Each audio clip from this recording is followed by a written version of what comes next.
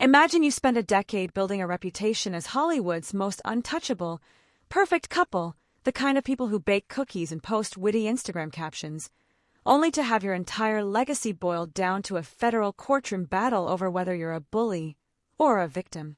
In the last 72 hours, the legal war between Blake Lively and Justin Baldoni hasn't just escalated, it has turned into a high-stakes cultural audit.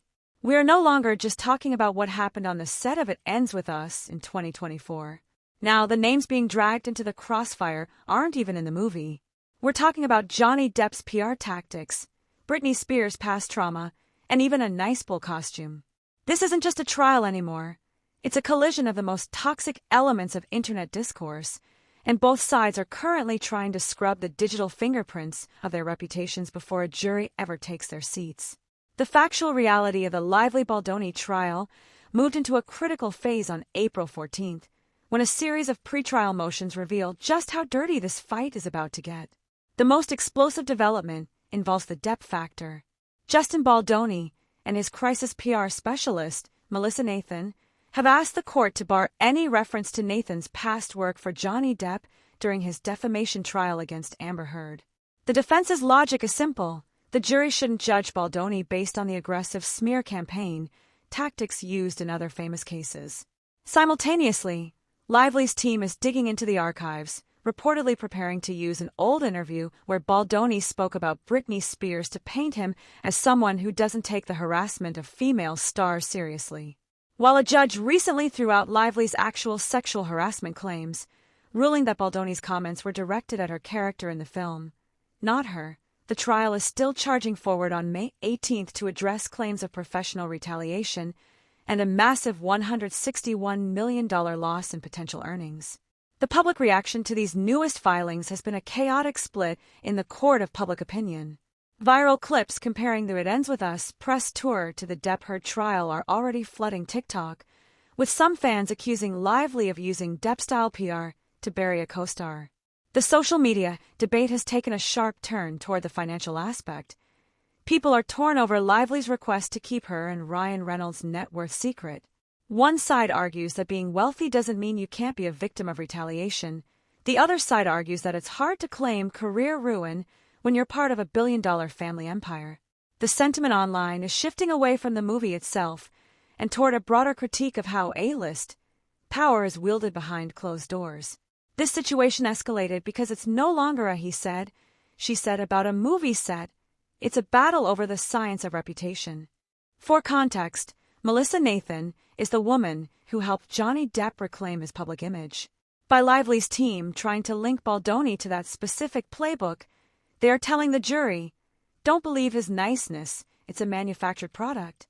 Conversely, Baldoni's attempt to bring up Ryan Reynolds' nice bull character was an attempt to show that the couple uses meta-humor as a shield for mean-spirited behavior. This is everything about influencer and celebrity culture in 2026. Your personal brand isn't just a marketing tool, it's a legal liability. It affects their reputations by exposing the man behind the curtain, showing the world that even the nicest people in Hollywood have a war room full of lawyers and PR experts ready to burn everything down. Add original commentary and analysis. Why is this dragging in of Britney and Johnny so pivotal? It's a tactical move to trigger the jury's collective memory. By mentioning Britney Spears, Lively's team is tapping into the hashtag #FreeBritney empathy wave. By mentioning Johnny Depp, they're tapping into the lingering polarization of that trial. It's psychological priming. The situation has reached this point because the movie It Ends With Us was about breaking cycles of abuse, making the real-life litigation feel like a meta-commentary on the film's themes. The reputation stakes are so high because if Lively loses, she isn't just an actress who didn't get along with a director. She's a mogul who tried to extort, a colleague using her husband's fame as a weapon. Maintain a conversational tone, but let's look at the nice bull rejection. The judge ruled that fictional characters can't be used to prove real-life bullying. It's a rare win for the Reynolds-Lively camp in a month that has seen them lose 10 out of their 13 legal claims. The pacing of these developments is head-spinning. Short, punchy sentences in the legal threads describe the remaining claims as shaky. Slower, more analytical tone during the breakdown of the $161 million figure shows that this isn't about the money, it's about the loss of future prestige. We have to clearly separate the confirmed details from the online theories currently lighting up the internet. It is a confirmed fact that the trial begins May 18th in New York. It is a confirmed fact that Baldoni was dropped by WME as a result of the initial allegations. The online theories, however, are speculating that Taylor Swift, who was subpoenaed earlier in the case, might actually have to testify about her private text messages with Lively. Fans are theorizing that Swift's estrangement from Lively over the last year is directly tied to her not wanting to be part of this smear campaign narrative. There is also a viral theory that Baldoni has hidden receipts of Ryan Reynolds directing scenes of the movie without a contract, which would be the smoking gun for the breach of contract claims.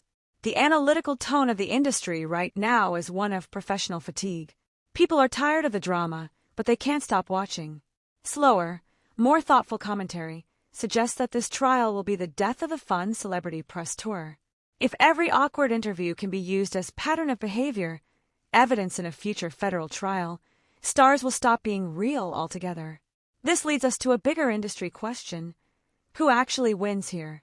If the trial exposes the bullying Baldoni alleges, Lively's perfect brand is dead. If it proves the toxic environment Lively alleges, Baldoni's career as a director is over. It's a mutually assured destruction model of litigation. The unresolved tension is the settlement watch.